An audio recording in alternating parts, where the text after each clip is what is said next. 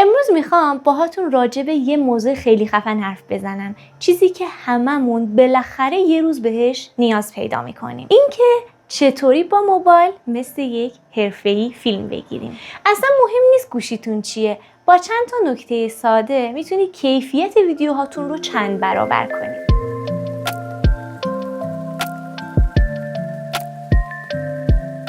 خب بریم سراغ اون نکته ها و تکنیک ها و سر اصل مطلب که بخش اول تنظیمات اولیه دوربینه، یعنی مربوط میشه به کیفیت تصویرتون. اول از همه و اولین کاری که باید بکنید اینه که وقتی میخواید ویدیو بگیرید حتما تو تنظیمات دوربین اون رو کیفیت 4K بذارید. حتی اگه گوشیتون 4K هم نداشت حتما بذاریدش روی 1080 که عموما همه گوشی‌ها 1080 رو دارن و یادتون نره که فریم ریت رو حتما روی 60 بذارید. چرا؟ چون که هم کیفیت و جزئیات توی ویدیو خیلی خوب میشه، بهتر میشه و همین که حرکت ها به نوعی نرم میشه، یعنی حرکت ها نرم دیده میشه. نکته بعدی اینه که حتما فوکوس و نورتون رو قفل کنید. وقتی شما کادرتون رو بستید و سوژه جلوی شماست و میخواید ازش ویدیو بگیرید، با یه دونه لمس کردن صفحه و قفل کردن یه دونه نشانی قفل میاره اونجا، اونو میزنید تا وقتی که ویدیو رو میگیرید در حین ویدیو گرفتن اون نور زیاد یا کم نشه، یعنی نورتون ثابت باشه و فوکوس بشه روی اون. مورد بعدی که مهمترین بخش نوره، یعنی استفاده از یک نور طبیعی. شما اگه ویدیو میگیرید اگر تونستید حتما کنار پنجره ویدیو بگیرید یا برید بیرون، چون نور طبیعی بهترین حالتیه که میتونید شما موقع ویدیو گرفتن بیارید. همچنین موقع ویدیو گرفتن دقت کنید که نور شما از پشت نباشه، از نور پشت سر حتما دوری کنید. چرا؟ چون که اولا این چهره سوژه‌تون تاریک میفته و بعدن اینکه شما دیگه مثلا نمیتونید اون نور رو بعدن درستش کنید، چون دیگه نور از پشت بوده و به پشت سوژه‌تون برخورد کرده، کاملا اون سوژه، اون تصویرتون تار میشه.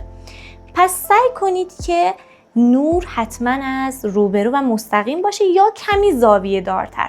مستقیم هم نباشه که مثلا اون نورهای تیز ایجاد کنه، نورمون هارش باشه. سعی کنید که نور نرم ایجاد کنید و یکم زاویه دارتر باشه. و اگه توی روزخونه یا میخوای ویدیو بگیری، یک چراغ ساده کوچیک یا حتی چراغ مطالعه هم بهت کمک میکنه تا نور رو توی دوربین و ویدیو گرفتن تنظیم کنی. مورد بعدی که میخوام بهتون بگم جلوگیری از لرزش دوربین وقتیه که میخوای ویدیو بگیری. خب و چند تا حرکت حرفه‌ای هست که اونا رو اگه رعایت کنی واقعا ویدیو گرفتنت خیلی بهتر میشه.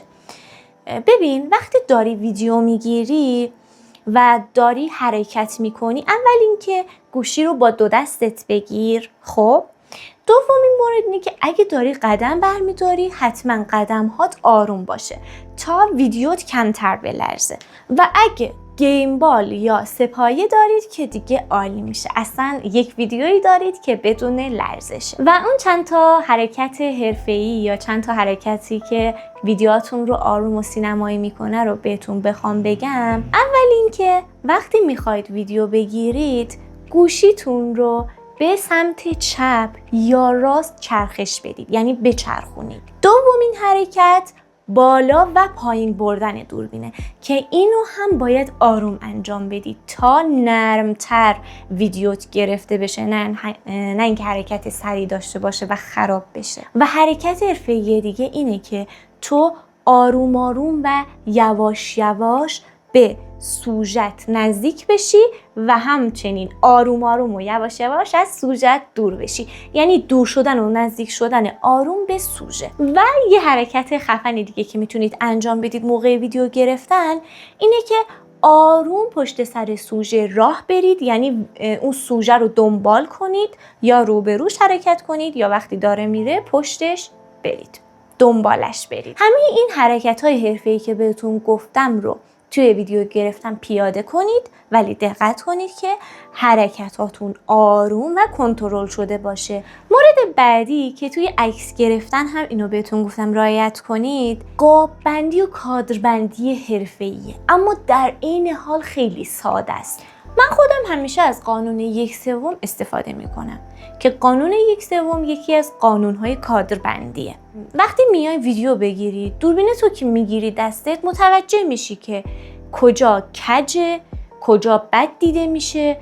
باید اونقدری تمرین کنی که بتونی اون زاویه رو پیدا کنی روی یک مکان یا یک سوژه‌ای، که بدونی زاویه درستش دقیقاً کجاست، که تو با فعال کردن خطوط گرید توی گوشیت، خطوط گرید همون قانون 1/3، اونو وقتی میای فعال میکنی، سعی کن که سوژه یا اون جایی که ازش ویدیو میگیری روی خطوط 1/3 قرار بگیره یا محل برخورد این خطا قرار بگیره. باور کنید ویدیوتون از این رو به اون رو میشه، یعنی خیلی فرق میکنه. اگه میگی نه، بیا اینو امتحان کن، یه بار بدون خطوط گرید بگیر اون رو، یعنی بدون رعایت کردن قانون 1/3، و یک بار هم با خطوط گرید. حالا بیا اونا رو مقایسه کن، ببین کجا چی رو گذاشتی و کجا دقیقاً روی اون نکته ها قرار داره. با اون یکی ویدیو مقایسه کن، میبینی که واقعاً خیلی بهتر شده ویدیو، و حتی روی لذت بخش بودن ویدیو هم تاثیر میذاره. بعد از یک کادر بندی درست، یه چیز دیگه هم که خیلی مهمه اینه که باید وقتی ویدیو میگیری نه خیلی به سوژه نزدیک باشی و نه خیلی دور باشی. اون فاصله‌ای که بین تو و سوژه هست با دوربین، حتما اون رو باید رعایت کنی. پس نه خیلی دور باشه نه خیلی نزدیک. اگه بخوام راجع به زاویه بندی بگم، وقتی میای و از زاویه پایین از یک سوژه یا یک جایی عکس یا ویدیو میگیری، اون حس قدرتمند بودن میده، یعنی یک حس عمیقی پیدا میکنه ویدیو یا تصویرت. اما وقتی میای از زاویه بالا عکس میگیری یا ویدیو میگیری، از زاویه بالا که میگیری، اون حسی که توی ویدیو ایجاد میشه حس لطافت و نرمیه، یعنی یه حس کیوت مانندی به ویدیوت میده، چون چشما از زاویه بالا دیده میشن عموما روی سوژه. حالا توی مکان هم تاثیر داره، مکان هم لطیفتر دیده میشه، یا یه جایی میخوای ویدیو بگیری خیلی نرم، یه حالت لطیف و نرمی به خودش پیدا میکنه. و اون زاویه‌ای که دقیقاً از رو به رو باشه، یعنی دقیقاً این زاویه که من دارم با شما حرف میزنم، زاویه چشمی، من ارتباط چشمی با شما دارم، خب این دیگه طبیعی ترین حالتشه که بسته به اون چیزی که میخواید میتونید زاویاتون رو انتخاب کنید. اگه میخوای حس قدرتمند بودن بده تصویرت، حس قوی عمیق داشته باشه، از پایین ویدیو بگیر. اگه میخوای حس نرمی، لطافت، کیوت و جذاب داشته باشه، از بالا. و اگه میخوای طبیعی ترین حالت خودش باشه، هر دو رو حفظ کنه، از روبرو، یعنی حالت چشمی. خب اینجا که نور داره بهم میخوره، حس میکنم خیلی نورانی شدم، اینو درست کنم. خب بریم سراغ ادامه بحث. مورد بعدی یا نکته بعدی که میخوام بهتون بگم صداست. ببینید صدا نصف کیفیت تصویره. خب الان با هم امتحان میکنیم. من میخوام میکروفون رو در بیارم و دورتر بگیرمش، یا اصلا بذارم اونورتر، تا بدونید که صدا روی تصویر واقعا توی ویدیو خیلی تأثیر گذاره. بیایید امتحان کنیم. امتحانش که ضرری نداره. خب من الان دارم با میکروفون حرف میزنم، یعنی صدام واقعا خوبه. الان صبر کنید، اینو میذارم اونورتر. خب بدون میکروفون صدای من چجوریه؟ یکم پیش که اونجوری بود، الان اونجوری نیست. میبینید واقعا صدا روی ویدیو خیلی تاثیر میذاره. خب میکروفونم رو آوردم، میخوام وصلش کنم، ببینیم میگیره. بله. خب صدا رو مقایسه کنید. قشنگ براتون مقایسه کردم که واقعا تاثیرگذاره. من اگه الان بدون میکروفون برای شما ویدیو میگرفتم، شما 100% نمیدیدی، میگفتی صدا از پشت کوه میاد. یه میکروفون یقه‌ای ارزون واقعا کارت رو راه میندازه. اگه میکروفونم نداری و نتونستی بخری، با یه گوشی دیگه میتونید صداتون رو ضبط کنید و جداگانه روی ویدیو قرارش بدید. و اما چیز مهمی که حتی اگه میکروفون داشته باشیم باید رعایت کنی اینه که یه جای آروم یا یه جایی که اصلا باد نباشه اونجا حتما ویدیو تو ضبط کنی یا بگیری. مورد آخر ادیته که لزوما هممون برای ادیت کردن به بعضی نرم افزارها و برنامه‌ها نیاز داریم که من میخوام 3 تا از بهتریناشو که شما میتونید ویدیوهاتون رو باهاش ادیت کنید بگم. یکیش کاین مستره، یکیش VN و سومی کپکاته که اکثرتون کپکات رو میشناسید. توی این اپ ها چیکار میکنیم؟